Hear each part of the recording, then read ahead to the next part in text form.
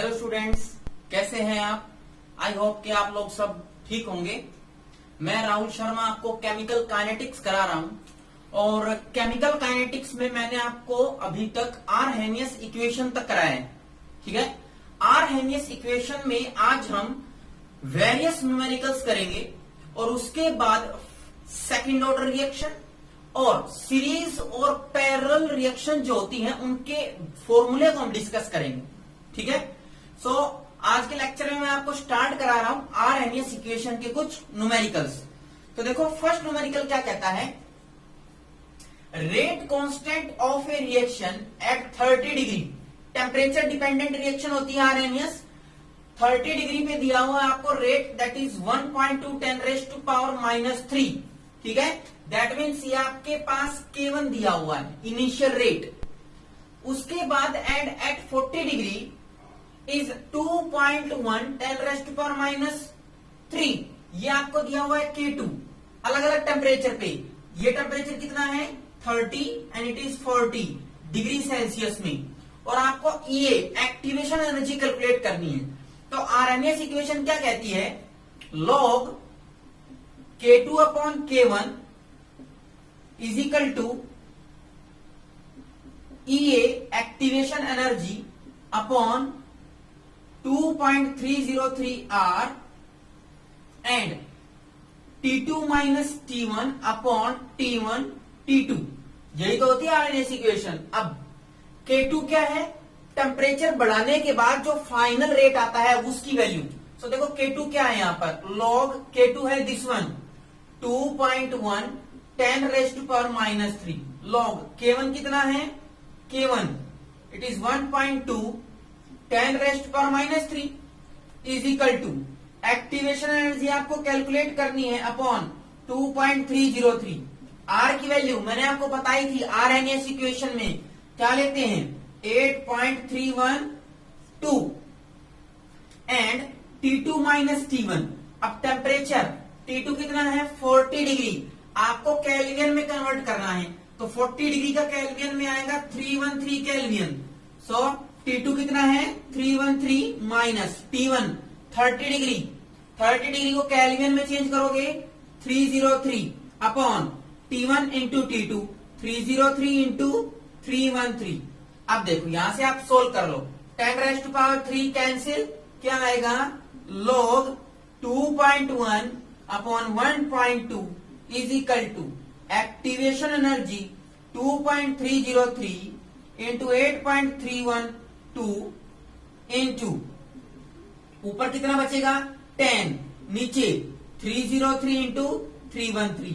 यहां से आप एक्टिवेशन एनर्जी कैलकुलेट कर सकते हैं। ठीक है, किसके इक्वल आएगी, देखो activation energy is equal to log 2.1 1.2 into 2.303 into 8.312 4 भी हो सकता है अपॉन कितना आएगा, देखो मल्टीप्लाई करो इसको 303 इंटू 313 और अपॉन कितना आएगा 10।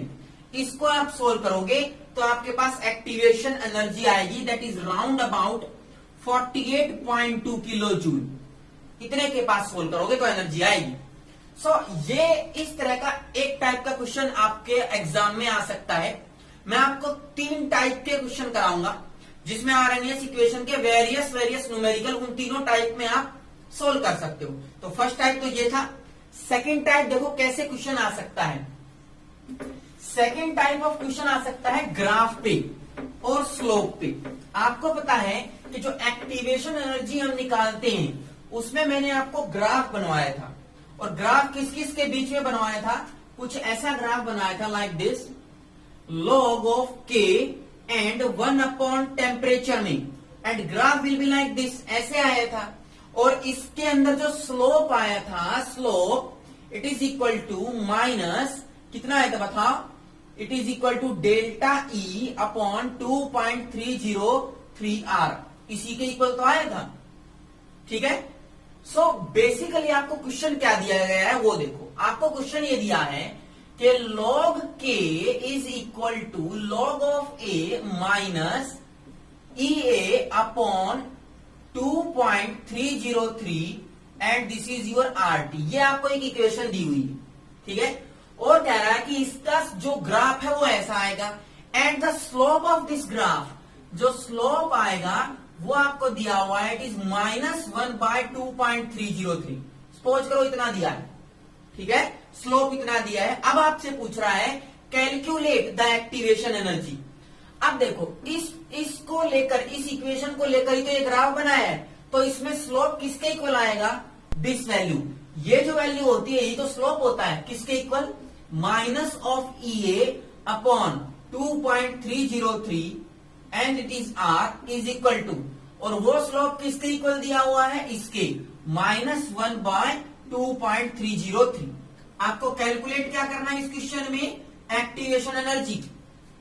स्लोप दिया है, इक्वेशन दी हुई है, एक्टिवेशन एनर्जी निकालनी है। तो 2.30 से 2.303 कैंसिल, माइनस से माइनस कैंसिल, तो ये किसके इक्वल आएगा, R के, और R की कितना होता है 8.314 या 2 अप्रोक्सीमेट। तो ये आपके पास आ गई एक्टिवेशन एनर्जी। सिंपल है, बिल्कुल कर सकते हो। थर्ड टाइप ऑफ एग्जांपल या न्यूमेरिकल कैसे इसके ऊपर आ सकता है वो देखो। आपको मैंने बताया था कि एक पर्टिकुलर रिएक्शन जब होती है तो उसके लिए उसके रिएक्टेंट को एक एनर्जी बैरियर को क्रॉस करना होता है, लाइक दिस। एक एनर्जी बैरियर को क्रॉस करना होता है, and that energy barrier is known as activation energy. ये जो एनर्जी होती है दैट इज एक्टिवेशन एनर्जी। पर अगर मैं इसमें कोई कैटलिस्ट डाल दूं तो एक्टिवेशन एनर्जी क्या हो जाती है भाई, कम हो जाती है ना। एक्टिवेशन एनर्जी क्या हो जाती है, कम, डिक्रीज कर जाती है। सपोज कीजिए आपके पास क्वेश्चन यही दिया है कि एक रिएक्शन 27 डिग्री सेल्सियस पे हो रही है। क्वेश्चन क्या है, एक पर्टिकुलर रिएक्शन है जो कि 27 डिग्री पर हो रही है, रिएक्टेंट प्रोडक्ट में कन्वर्ट हो रहा है, ठीक है। लेकिन जब आपने कैटलिस्ट ऐड किया, क्या ऐड किया, कैटलिस्ट, तो क्या हुआ, इस रिएक्शन की जो एक्टिवेशन एनर्जी है वो डिक्रीज हो गई, कम हो गई। कितनी कम हो गई, इट विल डिक्रीज बाय, लिखा हुआ है डिक्रीज बाय 2 किलो कैलोरी। इतना डिक्रीज हो गई, 2 किलो कैलोरी डिक्रीज हो गई। अब आपको फाइंड आउट करना है क्या, आपको इस रिएक्शन में फाइंड आउट करना है, क्या फाइंड आउट करना है कि जो रेट आएगा उस पे क्या फर्क पड़ेगा, रेट चेंज में क्या आएगा। देखो आपको पता है कि जब मैं कोई रिएक्शन कराता हूं विदाउट कैटलिस्ट, ठीक है, तो सपोज करो उसका रेट है K1, लेकिन जब मैं उसमें कैटलिस्ट डाल दूंगा तो आपको पता है रेट क्या हो जाएगा, फास्ट, क्या हो जाएगा, K2। क्यों, एक्टिवेशन एनर्जी कम हो गई। ये यही पूछना है कि कितना टाइम रेट बढ़ जाएगा, कहने का मतलब K2 और K1 में क्या रिलेशन आएगा, ये पूछ रहा है। आपको K2 और K1 के रिलेशन निकालना है, that is K2 upon K1 निकालना है, कितना टाइम्स बढ़ जाएगा ये आपको कैलकुलेट करना है। तो कैसे इस क्वेश्चन को करोगे, डिक्रीज कितनी हो गई, 2 किलो कैलोरी। तो देखो कैसे इस रिएक्शन को आप सोल्व करोगे, कैसे क्वेश्चन को सोल्व करोगे। पक्का ऐसा क्वेश्चन जरूर आता है। देखो आपको पता है कि log of K1 is equal to log of A, Arrhenius constant, pre exponential factor, minus EA upon 2.303 R of T। यही तो होता है, ठीक है, फर्स्ट। लेकिन जब आप इस रिएक्शन में एक्टिवेशन एनर्जी को कम कर दोगे तो रेट क्या हो गया भाई, रेट हो गया K2 is equal to log of A minus EA। Activation energy में क्या कह रहा है, कम हो गई, कितनी, 2 किलो कैलोरी। तो -2 किलो कैलोरी कर दूंगा मैं upon 2.303 R and this is your T। समझ में आई बात, कर लोगे। अब क्या करते हैं, equation number this is your 1 and this is your 2, second number equation में से फर्स्ट वाली को लेस कर दो या फर्स्ट वाली में से सेकेंड को लेस कर दो, बात एक ही है। तो देखो क्या आएगा, मैं सेकेंड में से फर्स्ट वाली लेस कर रहा हूं 2 - 1, तो क्या आएगा, log K2 अपॉन K1 हो जाएगा, log K2 अपॉन K1, क्योंकि log K2 माइनस K1 किसके इक्वल आएगा, log K2 upon K1। log A से log A कैंसिल, ये वाली वैल्यू कितनी है, लिखो इसको, माइनस EA अपॉन किसके equal, 2.303, this is your RT, minus this one 2 kilo calorie upon 2.303 RT।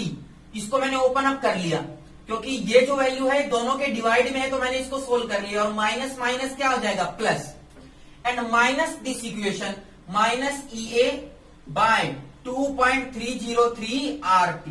अब देखो इससे माइनस था, माइनस करेंगे तो माइनस माइनस ये भी प्लस हो जाएगा। इक्वेशन सेकंड में से फर्स्ट वाली माइनस करेंगे तो प्लस, ये वाली वैल्यू क्या हो गई भाई कैंसिल।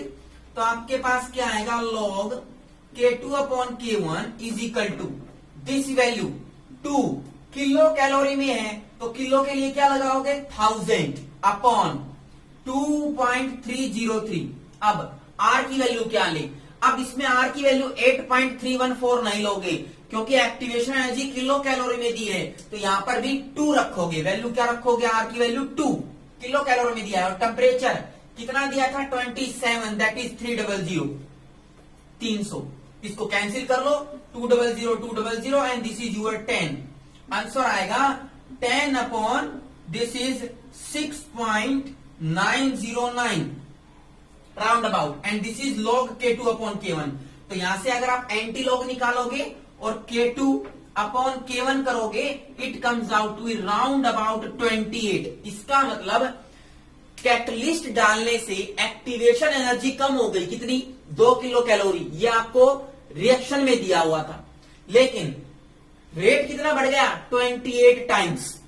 आपको ये पूरा डेरिवेशन करने की जरूरत नहीं है। अगर ऐसा कोई क्वेश्चन आता है कि रेट डिक्रीज हो गया तो आप सिर्फ सिंपल ये वाला फॉर्मूला लगाओगे, सिंपल ये वाला फॉर्मूला मैं आपको लिख देता हूं, सिर्फ वही फॉर्मूला लगाओगे, बाकी कोई नहीं लगाओगे। क्या फॉर्मूला लगाओगे, देखो log K2 upon K1 is equal to delta E change in activation energy upon 2.303 R और T।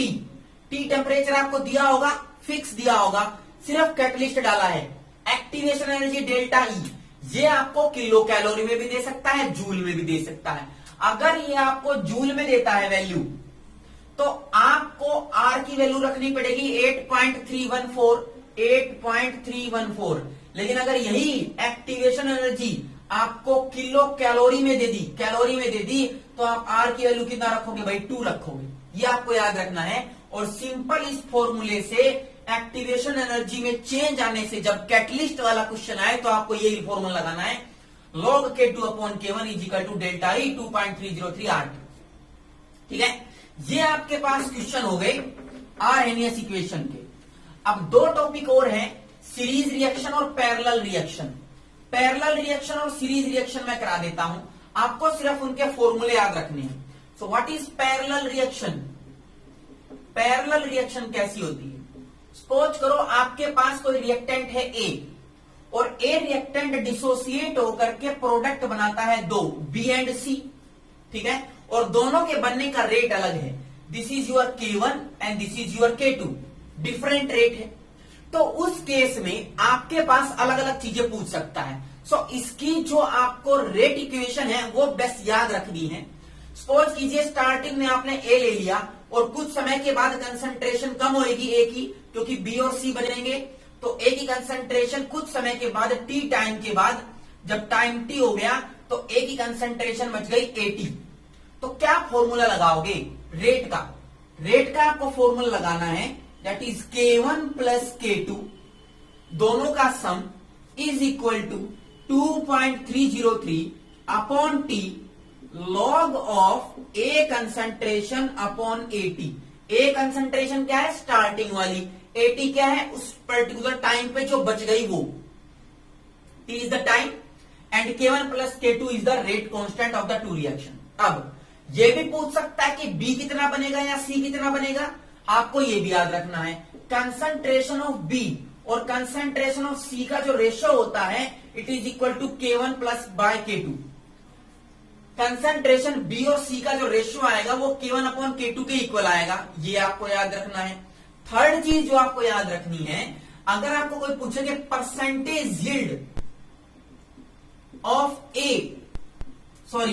B और C कितनी आएगी, तो परसेंटेज यील्ड अगर B की निकालनी है कि प्रोडक्ट B कितना बनेगा, तो कैसे निकालोगे, K1 rate constant of K1 upon K1 plus K2 और इनटू में क्या कर दोगे 100।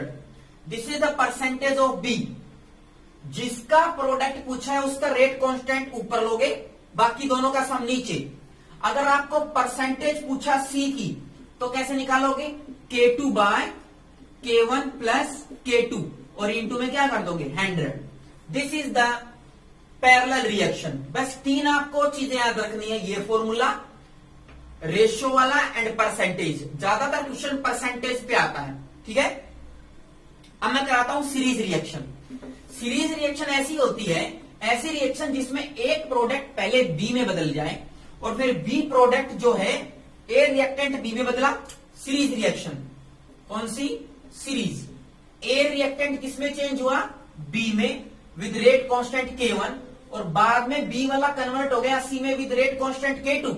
तो इसका सिर्फ आपको रेट कांस्टेंट का क्या फॉर्मूला आएगा वो याद रखना है। और इसमें क्या आएगा देखो, K1 माइनस K2, वहां पर आया था K1 प्लस K2, यहां पर आएगा K1 minus K2 is equal to 2.303 upon T log of K1 upon K2। ये आपको फॉर्मूला याद रखना है for the series reaction. K1 rate constant for the first and K2 is the rate constant for the second reaction. तो ये आपके पास series और पैरेलल रिएक्शन हो गई। इस पे बेस्ड आप न्यूमेरिकल कर सकते हो। नाउ मैं आपको कराता हूं सेकंड ऑर्डर। हालांकि सीबीएसई के सिलेबस में सेकंड ऑर्डर के बारे में बहुत कम पूछा जाता है, पर हायर एग्जाम जैसे आईआईटी या मेडिकल में सेकंड ऑर्डर रिएक्शन को पूछ सकते हैं। तो मैं आपको उसकी डेरिवेशन ना करा करके कैसे वो आई, आपको जस्ट उसके फॉर्मूले बताऊंगा और उसका ग्राफ, उसके बेस्ड आप वेरियस न्यूमेरिकल कर सकते हो। Let us start second order reaction. Second order reaction, second order reaction का मतलब होता है कि कोई भी रेट जो है is equal to K concentration of A to the power 2। अगर कोई रिएक्शन A है और वो प्रोडक्ट में कन्वर्ट हो रहा है तो A की कंसंट्रेशन की पावर क्या आएगी 2, और पावर 2 का मतलब ऑर्डर क्या हो गया 2, ठीक है। अब इसका रेट कांस्टेंट K की वैल्यू क्या आती है वो आप याद रखो। K is equal to 1 upon T, T is the time period, 1 upon this is your A minus 1 upon A naught. A naught क्या है, A naught is the initial concentration. A naught क्या है, it is the initial concentration starting वाली, और A क्या है, it is the left concentration, बची हुई कंसंट्रेशन है A की। T is the time period and A is the rate constant. तो ये आपको इक्वेशन याद रखनी है। Basically K is equal to 1 upon T, 1 upon A and minus 1 upon A naught, ठीक है। अब ग्राफ देखो, अगर मैं इसका ग्राफ बनाऊं सबसे पहले कंसंट्रेशन के साथ, और कंसंट्रेशन का square and it is your rate, तो आपको पता है rate is directly proportional to concentration to the power 2 and here it is concentration to the power 2। तो रेट कैसा आएगा, इट इज डायरेक्टली प्रोपोर्शनल, ठीक है। डायरेक्टली प्रोपोर्शनल तो स्ट्रेट लाइन। एक ग्राफ क्लियर हो गया, concentration square rate directly proportional straight line. दूसरा ग्राफ, अगर मैं ग्राफ बनाता हूं K के बीच में and this is the graph between K and this is 1 upon A concentration, 1 upon K क्या है, बची हुई concentration, and this is your K, तो क्या ग्राफ आएगा। या फिर आप टाइम के साथ भी बना सकते हो, टाइम के साथ कंसंट्रेशन पे क्या ग्राफ आएगा, इधर आप टाइम भी ले सकते हो, यहां पर भी टाइम ले सकते हो, 1 अपॉन A भी ले सकते हो इधर। तो देखो 1 अपॉन A और यहां पर क्या ग्राफ आएगा, जैसे ही आप ग्राफ बनाओगे देखो it will comes out to be like straight line, similarly जैसा ये आया है वैसा ही तो आएगा। कैसे, K यहां है और 1 अपॉन कहां है, ये बची हुई कंसंट्रेशन, ग्राफ क्या आएगा, स्ट्रेट लाइन। T लेना है तो T को यहां ले आओ, T, और यहां पर क्या आ जाएगा K, तो K और 1 अपॉन A में क्या ग्राफ आएगा, स्ट्रेट लाइन, ठीक है, ऐसा ग्राफ आएगा। और क्या इक्वेशन आएगी आपके पास, स्लोप क्या आएगा इसका, slope will be 1 upon Ka naught, this will be your graph, simple, ठीक है।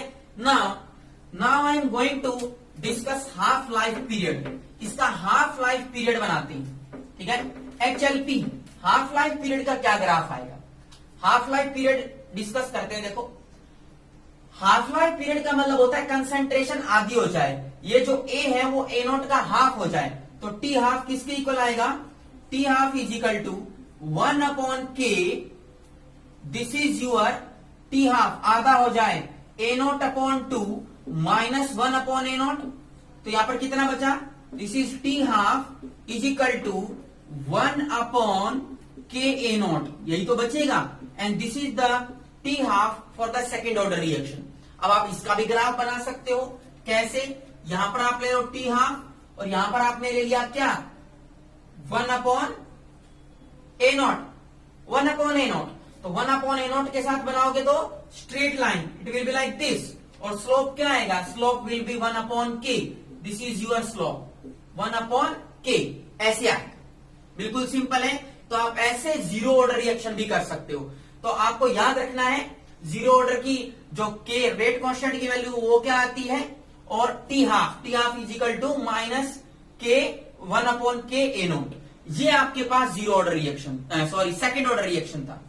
इसका यूनिट जो है के, उसका कांस्टेंट की यूनिट भी आप कैलकुलेट कर सकते हो, और जो यूनिट की वैल्यू है वो क्या आएगी, वो आप के की वैल्यू, मैंने आपको के की वैल्यू निकालने का फॉर्मूला बताया है, 1/कंसंट्रेशन n-1 एंड 1/सेकेंड, के n क्या है 2, सेकेंड ऑर्डर, तो क्या आएगा 1/कंसंट्रेशन 2-1 इंटू 1/सेकेंड, तो 2-1 क्या बचा, 1/कंसंट्रेशन इंटू 1/सेकेंड, कंसंट्रेशन होता है मोल पर लीटर, तो यहां से क्या आएगा, मोल रह जाएगा नीचे, लीटर ऊपर, एंड 1/सेकेंड, सो यूनिट विल बी क्या आएगी, देखो mole inverse, this is litre and this is second inverse, this is the unit of K for the second order reaction.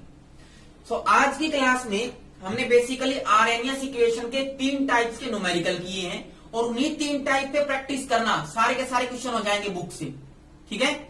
उसके बाद हमने सीरीज रिएक्शन पढ़ी, पैरेलल रिएक्शन पढ़ी, एंड सेकेंड ऑर्डर आपने reaction करी, ठीक है। इस पे आप वेरियस न्यूमेरिकल कीजिए। नेक्स्ट आगे के लेक्चर में मैं इससे आगे का जो टॉपिक, जो भी बच्चों की डिमांड होगी, उसके बेसिस पे मैं आपके आगे की यूनिट करवाऊंगा। तब तक के लिए थैंक यू।